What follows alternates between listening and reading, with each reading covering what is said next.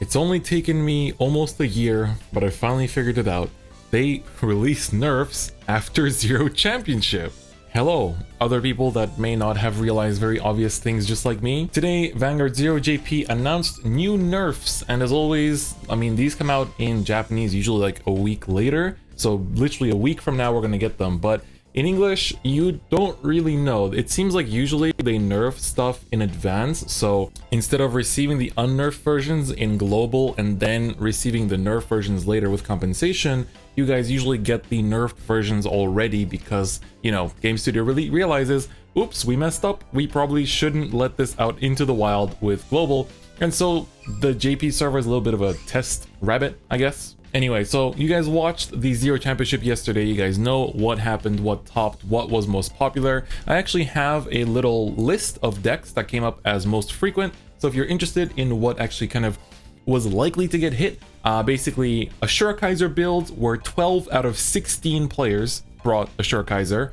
10 out of 16 players that qualified to the top 16 were bringing Reijy, so the two most popular decks. Following that, there was 8 players with Dauntless variants, so whether it was Dauntless Nouvelle or Dauntless The End, you know, decks that had Dauntless in them were 8. So the two most common ones were Asura and Reijy, and both decks are seen as kind of problem childs, or children I should say, because Asura just does way too much in terms of like the power level of Zero. It kind of does almost the same as like a V-Series deck in Standard, which is not where Zero should be at right now. And Reijy is just kind of like against the entire gimmick of the current season, which is Limit Break. And so because of that, we have these nerfs. So we can see here, Nova Grappler, what got hit? They say Mond Blaukluger, then the Daredevil Samurai, and the Bear Down Samurai. So what happens now? Basically, the explanation here is that the Asura Kaiser deck had by far the biggest win rate and therefore needed to get hit. You know, it was by far and above the best deck and also basically made a state of the game that was not very nice and not enjoyable.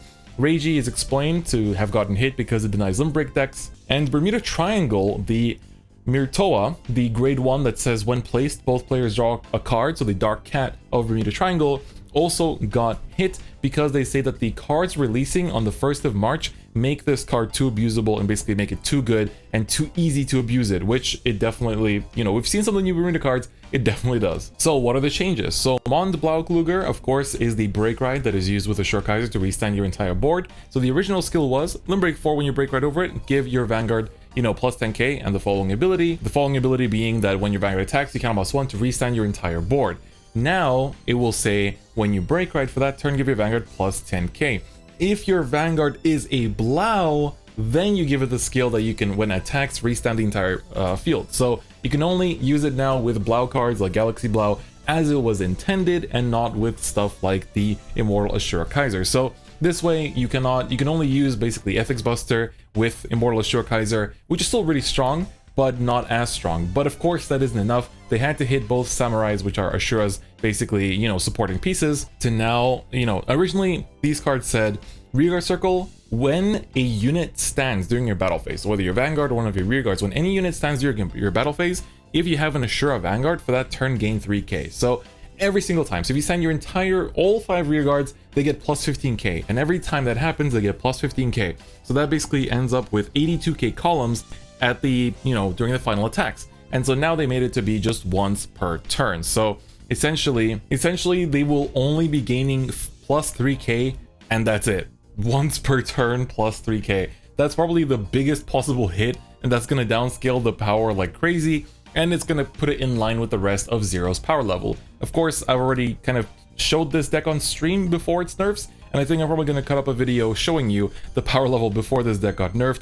I don't think I want to even cover it after it gets nerfed, to be honest, because it's really not going to be that strong in my opinion. I might eat those words, I'll gladly do, but at least it won't be as degenerate as it's been so far. So that's by far the hit that everyone expected. Everyone knew that this deck would be getting hit. The second one is Reijy. So what happened to Reijy? Well, his skill, which says during your turn, if you have 15 more soul, gain power plus 15k and plus 2 crit, now is he only gets that on Limit Break 4. So basically now you cannot deny Limit Break 4 decks if you don't have Limit Break 4 yourself. So that's pretty interesting. It's kind of in line with Dimension Police now, because that was kind of the Limit Break denied deck, but it was tied to Limit Break itself. And that extra power also got reworded to be just for that battle, so that's also kind of interesting that they added that. And then the nerf to the Myrtoa is, at first she said Vanguard circle when placed, all players draw a card. Now she says when placed, if your opponent has 7 or less cards in hand, all players draw 1 card. So this way it cannot be abused as much.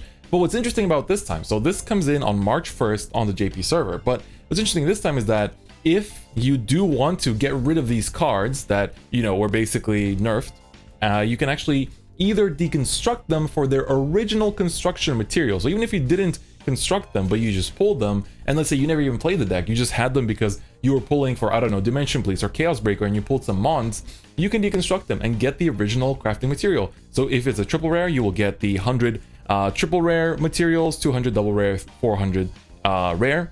If it's an SP, you will get the relevant 2000 rare metals as well. However, if you don't care about having Nova materials or Dark Irregulars materials or Bermuda materials, you can instead exchange for triple rare packs. And so one regular triple rare of one of those nerf cards will equal 1 triple rare ticket. And if you want to exchange an SP, it will give you the triple rare ticket plus the extra rare materials you would need to make an SP. This is really nice. You can see here for the rares as well, it's the same. And then again, for Dark Irregulars, if you want to get rid of your Reijys, you can exchange them, you can kill them for materials, or you can exchange them for triple rare packs. So that's really, really nice because this is not something they used to do. When Wingle Brave got nerfed, when Dustil Unicorn got nerfed, usually they try to nerf starters, they don't have to do this. But this time around, it's not like Amber Dragons where they kind of ignored it and just gave us a few packs and that was it. Now they're like, all right, we're gonna act like other card games do. Like in other digital card games, when something gets nerfed, they always let you deconstruct it for the original construction price. And it's nice that they finally enable this. Maybe it's because they changed the crafting system a little bit, as I talked about last week, but it's about damn time. So what do I think about these nerfs? I personally think that it's definitely well deserved, especially for Shurkaiser. That deck could not be allowed to live. I think it just does way too much, as you guys saw. Even in the most unwinnable situations, it can still push out a win. And it's especially bad because anyone that doesn't know what the deck does and just gives a Nova Grappler player limit break because they were assuming it's like a Blau deck, just gets blasted into hell, even if they're on 2 damage. And so it doesn't create for a fun play experience. People were losing hope in the game and stuff like that. I don't think it's really a good deck to let stick. And for Reijy, I personally didn't mind it as much, but it's definitely very problematic because having to tell your opponent, like, you have to have 4 PGs or pray for a heal if you want to use your limb break abilities, just kind of sucks. Like, it feels weird when it was the only deck that could do that, when there was other stuff, like for example Salome over an Ashley, sure, that has 3 crit that can deny limit break. DP, Daikaiser with a great Daisha over it, also 3 crit denies limit break. But all those decks needed to have limit break themselves to do that limit break denying play.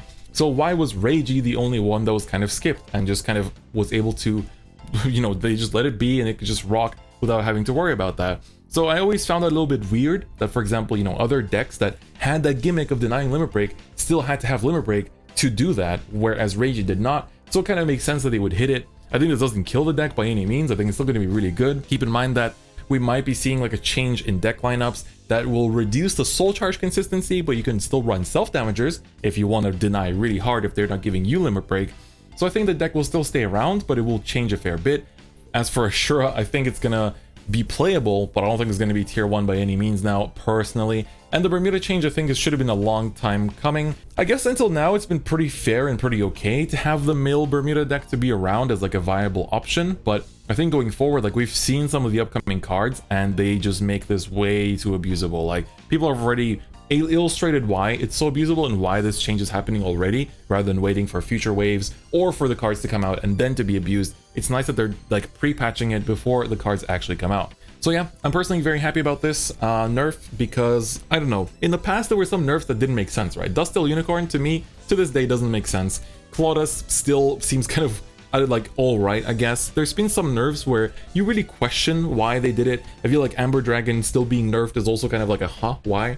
Things like that. And so because of that, I think that this time they really hit the nail on the head. Maybe they went too hard on the samurais, I'm not really sure. I think like it's still pretty damn good, but I think at the very least this makes for a more favorable game situation and makes the game more fun to play, and that's what you want to do, because if the game's not fun to play, people won't be hyped to continue playing it. And especially when you have a competitive series running throughout the entirety of the game and people are, grinding rank ladder, to get into the spring championship right now, you don't want to be telling them like, yeah, there's this one boogeyman deck that will just like one-shot you if you put it to 4 damage, and if your deck can't one-shot them from 3 to 6, then good luck, you know. So I think it's really good. I think it makes the state of the game a bit better, and we'll see how things shape up with the future release of set 16 next month. But that's basically it. That's all I wanted to really talk about today. Just wanted to cover the nerfs because I think it's really important. Let me know your thoughts in the comments as well. How do you think about these nerfs? You know, a lot of you got to see these decks in action in the Zero Championship or on my stream, and so it's been pretty interesting to be playing throughout this period without the cards being nerfed. But I think overall everyone is pretty happy. Do you think anything else should have been nerfed? Do you think Kagero should have been touched with Nouvelle topping so much? I personally think that it's okay because it's much more like every single card contributing rather than one single OP card, because, you know, Nouvelle already got nerfed so bad that I think, you know, it's just there as an engine and sometimes as a win con, and that's basically it. But anyway, that's going to be it for me today. Tier list coming soon. This week will be a lot of Zero stuff. I've been doing a lot of TCG stuff lately, but this week will be a lot of the deck and fights from set 15, the tier list. You know, Sanctuary of Light suddenly seems like a deck, so I guess I gotta cover that one at some point. So it's going to be a lot of Zero stuff this week and next week, so you can look forward to that as we slowly get into the overdressed start deck releases and the TCG stuff starts booming as well. But clan selection is very soon, so I'm really hyped to be covering that very soon as well. Anyway, on that note though, that's gonna be it for me today. Hope you guys enjoyed today's video. Let me know your thoughts in the comments as well, what you think about these nerfs and whether you think anything else should have been hit. Were they a bit too harsh on some decks? Let me know what you think. But on that note though, that's gonna be it for me today, and I'll see you guys next time. Bye bye.